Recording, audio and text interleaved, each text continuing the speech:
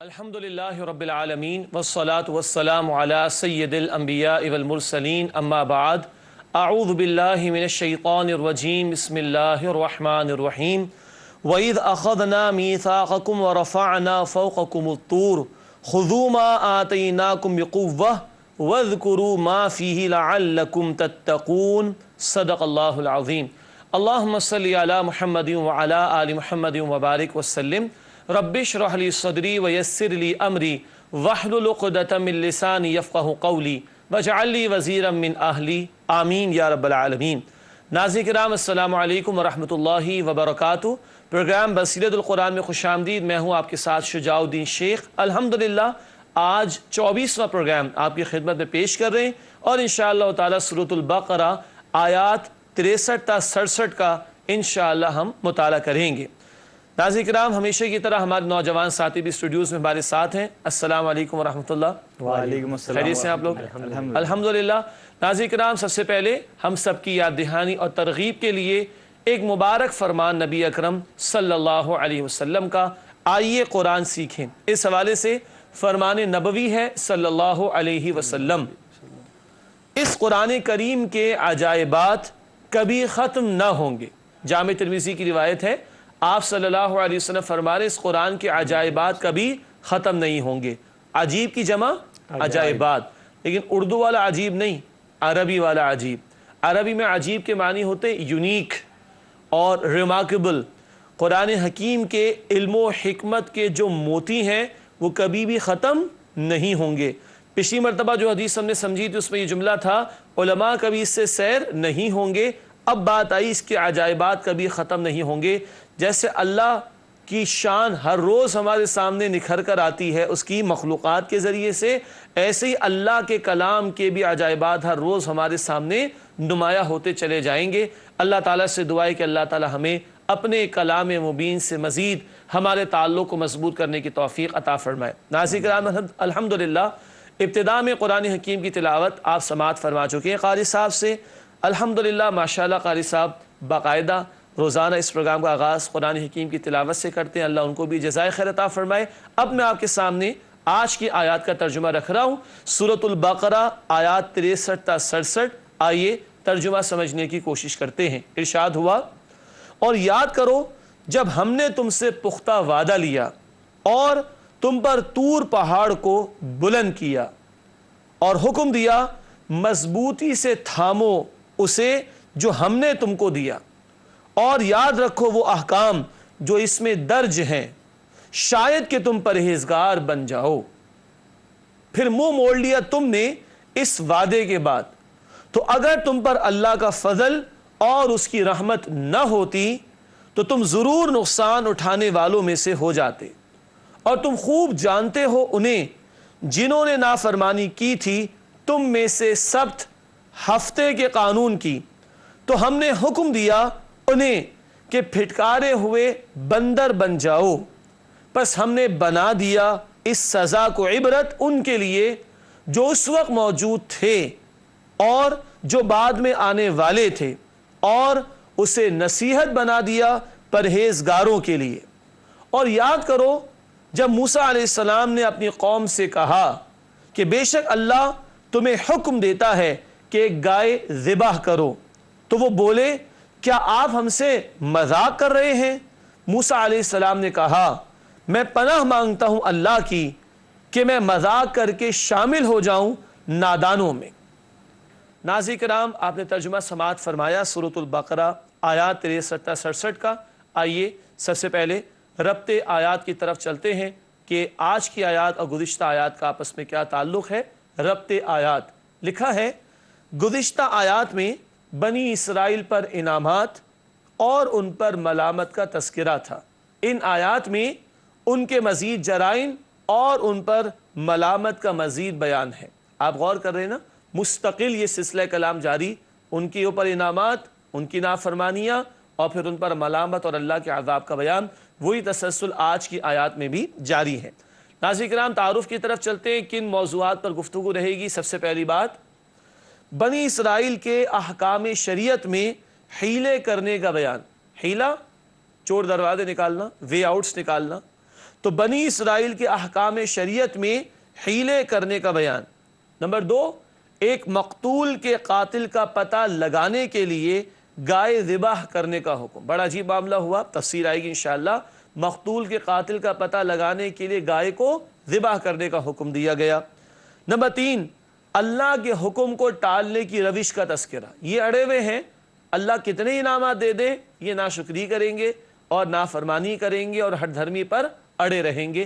یہ موضوعات ہیں جو آج ہم انشاءاللہ جاننے کی کوشش کریں گے۔ ناظرین کرام، تعارف کے بعد اب آئیے آیات کا تجزیہ سمجھتے ہیں۔ سورۃ البقرہ آیات 63 تا 67 کا تجزیہ۔ سب سے پہلے آیت 63، بنی اسرائیل سے شریعت پر عمل کرنے کا عہد۔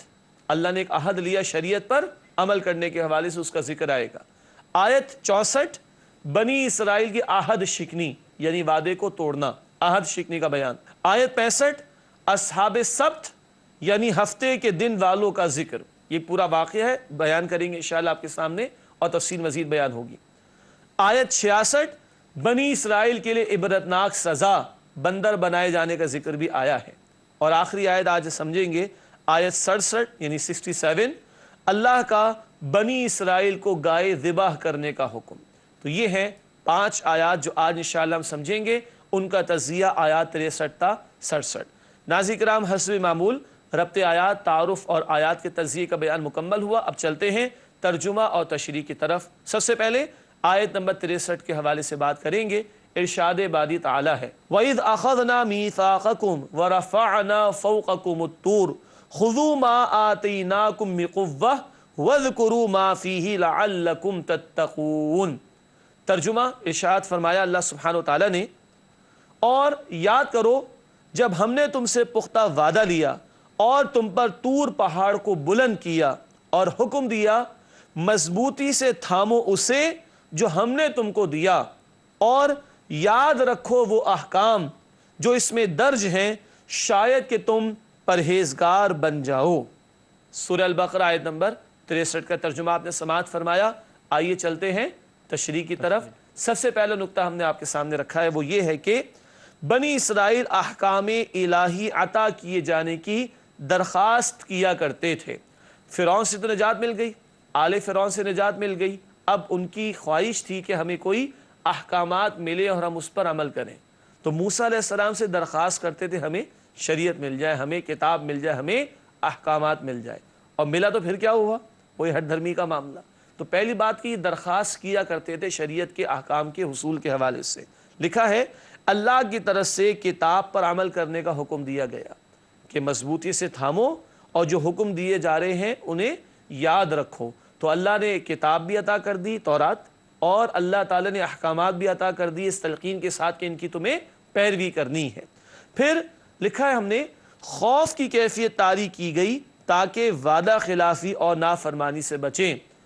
طور پہاڑ کو بلند کر کے گویا معلق یعنی لٹکا دیا گیا، بڑی ہیبت ناک کیفیت ہوگی نا، خوفناک کیفیت ہوگی، تاکہ خوف دل میں پیدا ہو اور نافرمانی سے اور گناہوں کے کاموں سے بچنے کی کوشش کریں۔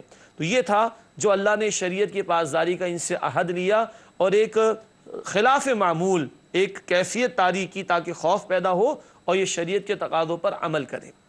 ناظرین کرام، چلتے ہیں آیت نمبر 64 کے مطالعے کی طرف۔ اللہ سبحانہ وتعالی نے ارشاد فرمایا، ثم تولیتم من بعد ذلک فلولا فضل اللہ علیکم ورحمتہ لکنتم من الخاسرین۔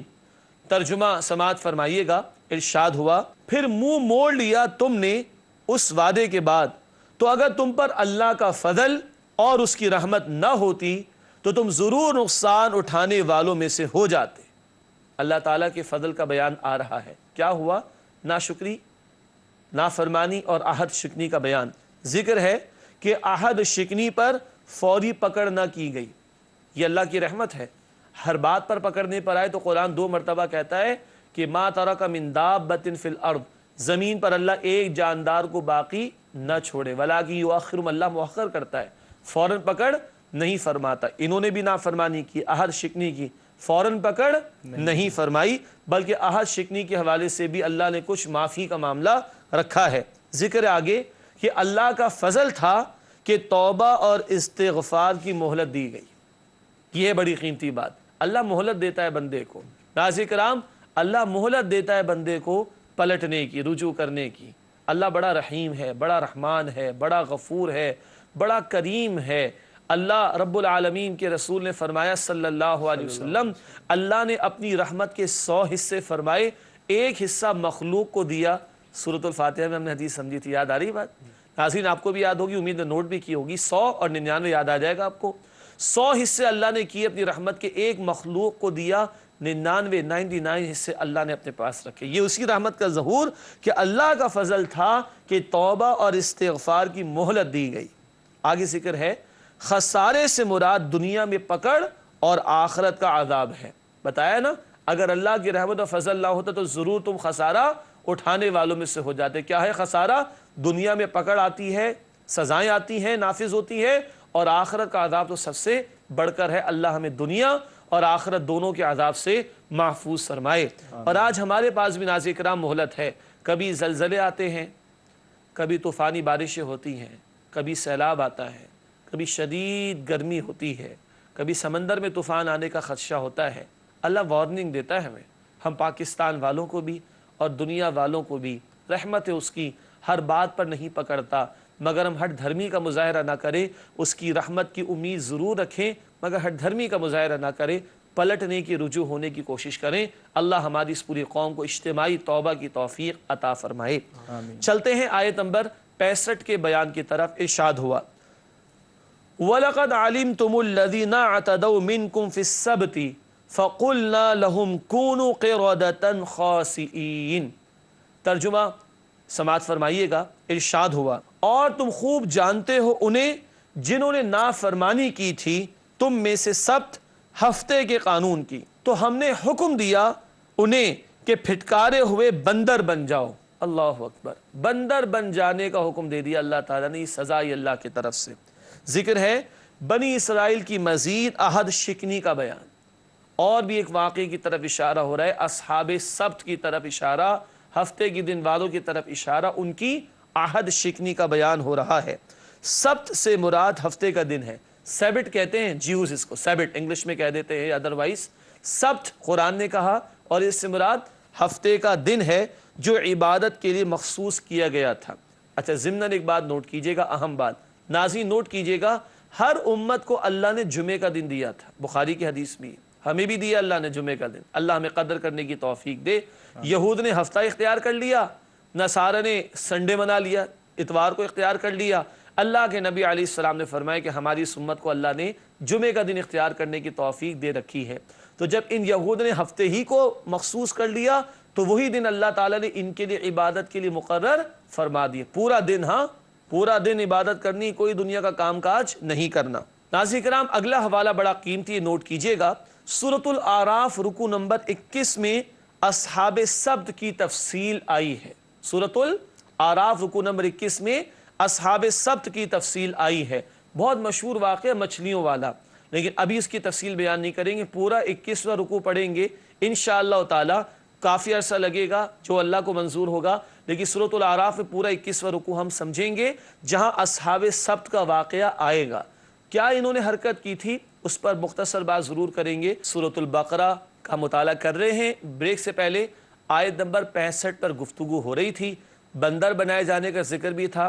सब्त यानी हफ्ते के दिन के बारे में जो ज़ियादती उन्होंने की थी, अहद शिकनी की थी, वादा खिलाफ़ी की थी, नाफरमानी की थी, उसका बयान जिक्र ये किया गया कि सूरतुल आराफ के रुकू नंबर 21 में इस वाक़े की तफसील आएगी। अल्लाह ने एक हुक्म दिया, हफ्ते के दिन इबादत करना, कोई दुनियादारी का काम ना करना। मछलियों का कुछ लोग शिकार करते थे, हीले बहाने करके अल्लाह के अहकाम का मजाक उड़ाना शुरू कर दिया, वे आउट्स निकालने शुरू कर लिए, शॉर्टकट्स निकालने शुरू कर लिए। इस पर अल्लाह ने तंबीह फरमाई और सज़ा भी दी है। आइए बात को आगे बढ़ाते हैं। जिक्र किया गया, लिखा है हमने, बनी इसराइल ने शरीयत के अहकाम में हीले इख्तियार किए। बनी इसराइल ने शरीयत के अहकाम में हीले इख्तियार किए, और फिर क्या हुआ, हीले इख्तियार करके अल्लाह के हुक्म का मजाक उड़ाया, और ये बात अल्लाह को गज़ब ना करने वाली थी। फिर जिक्र हमने किया है, नाफरमानी पर बंदर बना दिए गए। क्या बना दिए गए? बंदर बना दिए गए। नाज़रीन किराम, ये सज़ा भी अल्लाह ताला ने दी, बंदरों में बदल दिया इन लोगों को। हाँ, سیدنا ابن عباس، نوٹ کیجئے گا نام، سیدنا ابن عباس رضی اللہ تعالیٰ عنہ، جو تفسیر کے حوالے سے صحابہ کرام میں امام ہیں، بڑے مفسر ہیں، وہ فرماتے کہ ہاں ان یہود کو سزا دی گئی، انہیں بندر بنا دیا گیا، مگر 3 دن کے بعد پھر ان کو ہلاک کر ڈالا گیا، پھر 3 دن کے بعد ان کو ہلاک کر دیا گیا۔ اور یہ ہماری عبرت کے لیے اللہ تعالیٰ نے بیان فرما دیا کہ اس طرح بھی اللہ اس دنیا میں لوگوں کو سزا دے سکتا ہے، لیکن 3 دن کے بعد یہ ہلاک کر دیے گئے۔ یہ قول سیدنا عبداللہ بن عباس رضی اللہ تعالیٰ عنہ کا۔ آگے ذکر ہم نے کیا ہے، یہ کہنا غلط ہے کہ موجودہ بندر ان کی نسل سے ہیں۔ اس حوالے سے کچھ غلط فہمیاں ہیں اور کچھ سنی سنائی باتیں بھی ہوتی جو مشہور ہوتی ہیں۔ دیکھتے ہیں اگر کچھ سوالات ہمارے ساتھیوں کے ذہن میں ہوں گے تو مزید کچھ وضاحت آپ کی خدمت میں پیش کریں گے۔ الحمدللہ آیت نمبر 65 کا مطالعہ مکمل ہوا، بات کو آگے بڑھاتے ہیں اور چلتے ہیں آیت نمبر 66 کے مطالعے کی طرف۔ ارشاد ہوا فَجَعَلْنَاهَا نَكَالًا لِمَا بَيْنَ يَدَيْهَا وَمَا خَلْفَهَا وَمَوْعِظَةً لِلْمُتَّقِينَ۔ ترجمہ سماعت فرمائیے گا۔ ارشاد ہوا پس ہم نے بنا دیا اس سزا کو عبرت ان کے لیے جو اس وقت موجود تھے اور جو بعد میں آنے والے تھے، اور اسے نصیحت بنا دیا پرہیزگاروں کے لیے۔ اب یہ سزا جو اللہ نے بیان کی، اس بیان کی حکمت بتائی جا رہی، کیوں اس کا ذکر قرآن میں درج کر دیا گیا، اس کی حکمت بیان کی جا رہی ہے۔ پہلی بات، اللہ نے ان کی سزا کو عبرت کی نشانی بنا دیا تاکہ ہر دور کے لوگ اس واقعے کو پڑھ کر عبرت حاصل کریں اور اللہ کی معاصیت اور اللہ کی نافرمانی سے بچنے کی کوشش کریں۔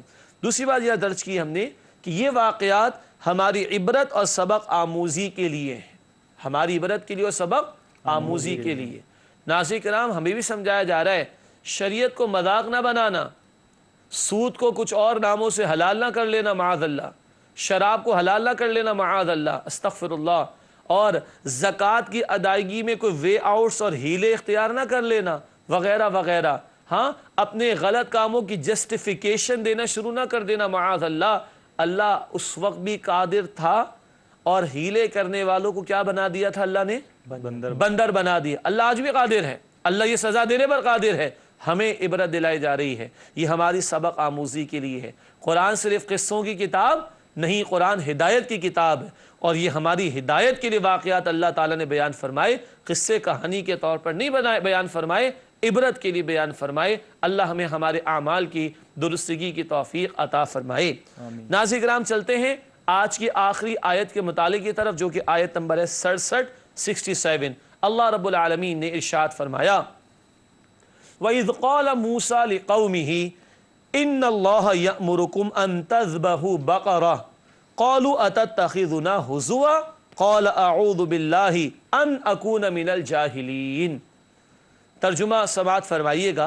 ارشاد ہوا اور یاد کرو جب موسیٰ علیہ السلام نے اپنی قوم سے کہا کہ بے شک اللہ تمہیں حکم دیتا ہے کہ ایک گائے ذبح کرو، تو وہ بولے کیا آپ ہم سے مذاق کر رہے ہیں؟ موسیٰ علیہ السلام نے کہا میں پناہ مانگتا ہوں اللہ کی کہ میں مذاق کر کے شامل ہو جاؤں نادانوں میں۔ یہ ہے آیت نمبر 67۔ ایک اہم واقعے کے بیان کا آغاز ہو رہا ہے، گائے کے ذبح کرنے کے حوالے سے واقعے کا آغاز ہو رہا ہے۔ آئندہ کے پروگرام میں تفصیل اور آئے گی، مزید آیات کا مطالعہ اسی تسلسل میں ہمیں کرنا ہے انشاءاللہ۔ بہرحال یہاں پہلی بات، پس منظر کو جان لیتے ہیں، گائے کیوں ذبح کرائی جا رہی ہے؟ پس منظر کیا ہے؟ بنی اسرائیل کے ایک مقتول کے قاتل کا پتہ لگانے کے لیے حکم۔ ایک شخص کا قتل ہو گیا، بعض روایات میں کہ ایک بھتیجے نے اپنے چچا کو قتل کر دیا، کوئی مال وراثت میں سے لینے کے لیے اینڈ سو آن، جو بھی وجہ ہو، تو ایک شخص نے دوسرے کو قتل کر دیا، قاتل کا پتہ نہیں لگ رہا تھا، تو اللہ تعالیٰ نے ایک تدبیر بتائی قاتل کا پتہ معلوم کرنے کے لیے۔ ابھی مختصر بتائے دیتا ہوں، تفصیل اگلے پروگرام میں آئے گی۔ ہونا کیا تھا؟ یہ گائے ذبح ہونی تھی اور اس کا ایک ٹکڑا مقتول کو مارا جانا تھا، اور وہ مقتول زندہ ہوگا اور زندہ ہو کر اپنے قاتل کا نام بتائے گا، پھر اس کو موت آ جائے گی۔ اس میں بڑی حکمتیں ہیں۔ یہ تو ہوا پس منظر، قاتل کا پتہ چلانے کے لیے تدبیر اللہ نے بتا دی موسیٰ علیہ السلام کے ذریعے۔ حکمت کیا تھی؟ آئیے حکمت کو جاننے کی کوشش کریں۔ پہلی بات، بذریعہ وحی بتایا جاتا تو لوگ انکار کرتے، اگر صرف موسیٰ علیہ السلام بتاتے اور یہ مشاہدہ نہ ہوتا تو لوگ شاید انکار کر دیتے تو حکمت تھی کہ اس طرح یہ معاملہ پورا کیا جائے، نمبر 1۔ نمبر 2، مردہ کے زندہ ہو کر بتانے میں شک کی گنجائش نہ رہتی، مردہ کے زندہ ہو کر بتانے میں شک کی کوئی گنجائش نہ رہتی۔ سمجھ آ رہی ہے بات؟ صحیح۔ تیسری بات، گائے کے تقدس کو دل سے نکلوانا مقصود تھا۔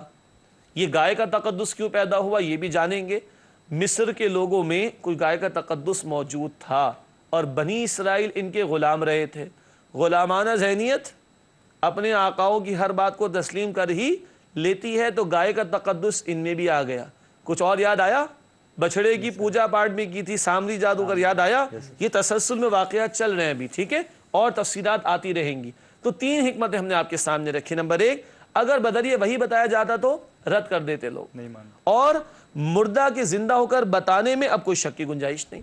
اور نمبر 3، گائے کا ایک تقدس بھی تو تھا تو وہ ذبح کروا کے بتایا جا رہا ہے، اس نے کچھ نہیں رکھا۔ بات واضح ہو رہی؟ یہ 3 باتیں ہیں ناظرین کرام جو اس واقعے میں حکمت کے طور پر آتی ہیں۔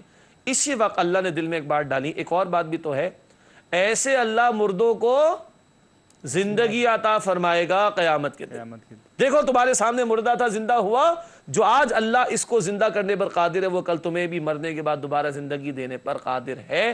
تو بعث بعد الموت کی بھی ایک دلیل ہمارے سامنے آتی ہے اس واقعے کے تناظر میں۔ ناظرین کرام الحمدللہ آج کی آیات 63 تا 67 کا مطالعہ کسی درجے میں مکمل ہوا۔ قرآنی معلومات کا سیگمنٹ ہے، آئیے دیکھتے ہیں آج کیا بات ہے جو ہم آپ کی خدمت میں پیش کریں گے۔ لکھا ہے قرآن کریم کا پہلا حق یہ ہے کہ اس پر زبان اور دل دونوں سے ایمان لایا جائے۔ پہلا حق قرآن کا کیا ہے؟ زبان سے بھی مانے، دل سے بھی مانے، اور جب دل سے مانیں گے انشاءاللہ تو اس سے بڑی کوئی نعمت محسوس نہیں ہوگی۔ پھر ہمارے شب و روز، ہماری صلاحیتیں، ہماری توانائیاں اس کے سیکھنے سکھانے میں لگیں گی، ابھی بھی لگ رہی ہیں الحمدللہ، اللہ مزید لگانے کی ہمیں توفیق عطا فرمائے۔ تو آج ہم نے پہلا حق سمجھا، کل 5 حقوق سمجھیں گے، کتنے انشاءاللہ؟ 5، مگر باقی بعد میں بتائیں گے۔ آج ہم نے پہلا حق سمجھا جو ہر مسلمان پر عائد ہوتا ہے قرآن کے حوالے سے، زبان سے بھی اقرار کرے اللہ کا کلام ہے اور دل سے بھی تصدیق کرے یہ ہدایت کا کلام اللہ نے عطا فرمایا، اس سے بڑھ کر پھر انشاءاللہ کوئی نعمت محسوس نہیں ہوگی۔ ناظرین کرام، قرآنی معلومات کے بعد ہمیشہ اب آپ بھی جان چکے ہیں الحمدللہ کہ سوالات کا سلسلہ ہوتا ہے۔ آئیے دیکھتے ہیں آج ہمارے نوجوان ساتھیوں کے پاس کیا سوالات ہیں جو شاید آپ کے ذہنوں میں بھی ہوں۔ جی سب سے پہلے ابرار بھائی آج آپ سے شروع کرتے ہیں، کوئی سوال آپ کے پاس؟ جی ابتداً بالکل آج کے جو سیشن کا ہم نے آغاز کیا تھا تو اس میں ذکر آیا تھا عہد کا، اور اس عہد کے حوالے سے بات آئی تھی کہ اللہ سبحانہ و تعالیٰ نے پہاڑ کو بلند کیا ان پر، اور پھر انہوں نے جو ہے وہ اس عہد کی یعنی ایک طرح سے توثیق کی تھی۔ ٹھیک ہے، تو یہاں تو پھر بظاہر یہ لگا کہ جبراً انہیں منوایا گیا، ٹھیک ہے، حالانکہ ہم نے سنا بھی ہے کہ بھئی دین کے اندر کوئی جبر نہیں ہے دین تسلیم کروانے میں۔ ماشاءاللہ بڑا قیمتی سوال ہے، اور 2 باتیں اس میں جمع ہو گئیں۔ ایک، بنی اسرائیل سے جب عہد لیا گیا تو پہاڑ ان پر معلق کیا گیا تاکہ خوف پیدا ہو، تو لگتا ہے کہ کوئی جبراً ان سے قبول کروایا گیا۔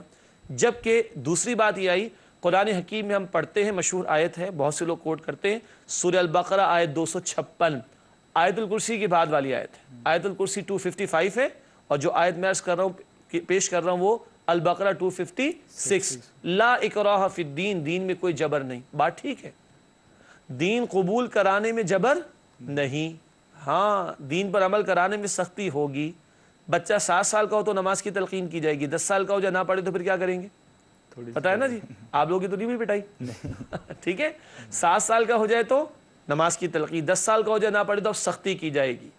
نماز پڑھوانے میں سختی کی جائے گی، مسلمان بنانے میں جبر نہیں کیا جائے گا۔ بنی اسرائیل کون تھے؟ اللہ کو مانتے تھے نا، موسیٰ علیہ السلام کو مانتے تھے، ایمان تو تھا۔ اب جو سختی کروائی جا رہی ہے یا خوف پیدا کیا جا رہا ہے وہ شریعت پر عمل کرنے کے حوالے سے۔ ناظرین یاد رکھیے گا، گن پوائنٹ پہ کسی سے اسلام قبول نہیں کرایا جائے گا۔ اللہ نے چوائس دیا، چاہو تو اسلام لاؤ چاہو کفر کرو، آخرت میں اللہ دیکھ لے گا، پوچھ لے گا۔ لیکن جس نے قبول کر لیا پھر عمل کرایا جائے گا۔ دیکھیے ایک اور سادہ مثال، جس بچے کو ہم نے اسکول میں داخلہ نہ دلایا ہو، کوئی پوچھتا ہے کہ تم صبح 8 بجے کیوں اٹھے، 7 بجے کیوں نہیں اٹھے؟ کوئی پوچھتا ہے؟ نہیں۔ لمبے لمبے بال رکھے کوئی پوچھتا ہے؟ کوئی نہیں پوچھتا۔ لیکن جس بچے کو ہم نے اسکول میں ایڈمیشن دلا دیا، اب کیا ہوتا ہے؟ 7:25 اس کو اسکول میں انٹر ہونا ہے، 7:30 پہ لائیں گے، گھر لے کے جائیے۔ سختی ہے نا، کس پر؟ جس بچے کو ایڈمیشن دلایا۔ اچھا کیا اسکول والوں نے ماں باپ کو مجبور کیا ہوتا ہے کہ ضرور ایڈمیشن دلاؤ؟ نہیں، وہ ان کی چوائس ہے، لیکن جب ایک دفعہ ایڈمیشن دلا دیا تو سختی ہوگی. تو اسلام قبول کرو نہ کرو تمہارا چوائس، قبول کر لیا سختی تو ہوگی. تو یہ سختی یا خوف پیدا کیا جانا قبول کرانے کے لیے نہیں تھا، بلکہ شریعت پر عمل درآمد کرانے کے اعتبار سے تھا. اب رابع کلیئر ہے؟ الحمدللہ. ناظرین امید ہے آپ کی بھی کنفیوژن دور ہوئی ہوگی اگر کوئی کنفیوژن تھی تو. جی صاحب آپ کے پاس کوئی سوال؟ یس سر.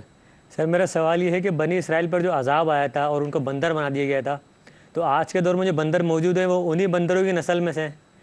اور اس کے علاوہ مسلمانوں پہ آج یہ الزام لگایا جاتا ہے کہ آج مسلمان یہودیوں کو بندر کہتے ہیں. تو اس کی وضاحت کر دیں. یقیناً جو سوال کا پہلا حصہ ہے وہ آپ کا سوال نہیں، وہ مشہور بات ہے. وہ مشہور بات جس کی طرح میں نے بھی اشارہ کیا کہ آج جو بندر موجود ہے کیا وہ انہی یہودیوں کی نسل سے؟ ایسا نہیں ہے. میں نے کس کا قول پیش کیا تھا؟ عبداللہ ابن عباس. ماشاءاللہ. کس کا قول تھا؟ عبداللہ ابن عباس رضی اللہ تعالیٰ. ماشاءاللہ. سیدنا عبداللہ بن عباس رضی اللہ تعالیٰ عنہ نے فرمایا کہ ان پر عذاب تو آیا، یہ بندر بنا دیے گا اور 3 دن کے بعد ان کو ہلاک کر دیا گیا سب کو. تو پھر نسل کا سوال ہی پیدا نہیں ہوتا. ایک دوسری بات یہ ہے جو آپ کی طرف سے بات آئی، یہ بھی ساتھ کا سوال نہیں، یہ بڑا مشہور مسئلہ ہے کہ آج مسلمانوں پر الزام ہے کہ یہ جیوز کو، یہودیوں کو یہ کہتے ہیں منکیز بندر. استغفر اللہ. یہ کہنا ہے کہ مسلمان جیوز کو بندر کہتے ہیں، قطعاً نہیں. قرآن کہتے ہیں، ہاں قرآن کہتا ہے کن کو؟ جن پر سزا کا نفاذ ہوا ان کو بندر بنا دیا گیا، پھر ان کو موت دے دی گئی سیدنا عبداللہ بن عباس کے قول کے مطابق. تو آج یہ کوئی کہے کہ مسلمان جیوز کو بندر کہتے ہیں، یہ جملہ غلط ہے. جن کو سزا دی گئی ان کو بنایا گیا بندر اور ان کو پھر ہلاک کر دیا گیا تھا. آپ کے پاس بھی کوئی سوال ہے؟ جی سر. اللہ تعالیٰ کے فضل اور رحمت کی ہمیں کس کس طرح سے ضرورت ہے، اس کی ذرا وضاحت فرما دیجیے. اللہ اکبر. بہت پیاری بات کی طرف اشارہ. گفتگو کے درمیان بھی بات آئی، اگر اللہ کا فضل اور رحمت نہ ہوتی تو تم لوگ کیا ہو جاتے؟ خسارے کا شکار ہو جاتے.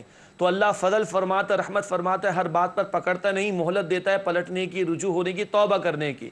زبیر بھائی کا سوال یہ آیا کس قدر ہمیں اللہ کے فضل کی ضرورت ہے. ایک حدیث سماعت فرمائیے گا توجہ سے. مسلم شریف کی روایت، نبی اکرم صلی اللہ علیہ وسلم کی محفل ہے اور آپ علیہ الصلوۃ والسلام فرما رہے ہیں تم میں سے کوئی شخص اپنے عمل کی بنیاد پر جنت میں داخل نہیں ہوگا. عرض کی گئی آپ بھی؟ اللہ اکبر. اللہ کے حبیب علیہ الصلوۃ والسلام کی عاجزی بھری بات دیکھیے. فرمایا ہاں میں بھی داخل نہ ہوں گا جب تک کہ اللہ کی رحمت شامل حال نہ ہو جائے. جب رسول اللہ صلی اللہ علیہ وسلم کو اللہ کی رحمت کی ضرورت ہے تو آپ اور میں اندازہ کر لیں کس قدر ہم بھکاری ہیں، کس قدر ہم فقیر ہیں، کس قدر ہم محتاج ہیں اللہ تعالیٰ کی رحمت کے. وہ جو ہم پڑھتے ہیں واعف عنا واغفر لنا وارحمنا، اللہ ہمیں معاف بھی فرما، ہمیں بخش بھی دے اور ہم پر رحمتیں نازل فرما. ناظرین کرام، امید ہے کہ کچھ تشفی اور تسلی آپ کی بھی ہوئی ہوگی ان سوالات کے تناظر میں. اللہ تعالیٰ ہمیں دین کا صحیح فہم عطا فرمائے. چلتے ہیں کچھ آخری سیگمنٹس کی طرف. سب سے پہلے حاصل مطالعہ. آئیے سمجھتے ہیں کن باتوں کو ہم نے جاننے کی کوشش کی، کیا موضوعات ہیں جن سے آج ہم گزرے ہیں. سب سے پہلی بات، اللہ نے اپنے بندوں سے شریعت پر عمل کا عہد لیا ہے. آج جو گفتگو تھی وہ بنی اسرائیل سے عہد لینے کے بارے میں تھی. سورۃ الاعراف 172 پڑھیں گے انشاءاللہ. سورۃ الاعراف 172 سارے انسانوں سے اللہ نے اپنے رب ہونے کا اقرار کرایا تھا، وہاں تفصیل بیان کریں گے. دوسری بات، حاصل مطالعہ کے ذیل میں عہد شکنی کی وجہ سے اللہ کی پکڑ کا سامنا ہوتا ہے. دنیا میں اگر عہد ٹوٹتے ہیں تو پھر اللہ کی پکڑ بھی آتی ہے، جیسے کہ بنی اسرائیل کے لوگوں کے ساتھ ہوا. تیسری اور آخری بات حاصل مطالعہ کے ذیل میں، احکام شریعت میں ہیلے اختیار کرنے پر دنیا اور آخرت میں عذاب آتا ہے. انہوں نے ہیلے بنائے، وے آؤٹس نکالے، بندر بنا دیے گئے. دنیا کی سزا اور سب سے بڑی سزا کہاں ہے؟ آخرت میں. اللہ تعالی ہمیں دنیا اور آخرت کے عذاب اور سزاؤں سے محفوظ رکھے. ناظرین کرام، حاصل مطالعہ کے بعد چلتے ہیں جائزہ لینے کی طرف، اپنا بھی اور ہم سب کا. ٹھیک ہے، آئیے دیکھتے ہیں. سب سے پہلی بات جائزے کے اعتبار سے، نمبر 1، کیا ہم اللہ سے کیے گئے عہد کی پاسداری کرتے ہیں؟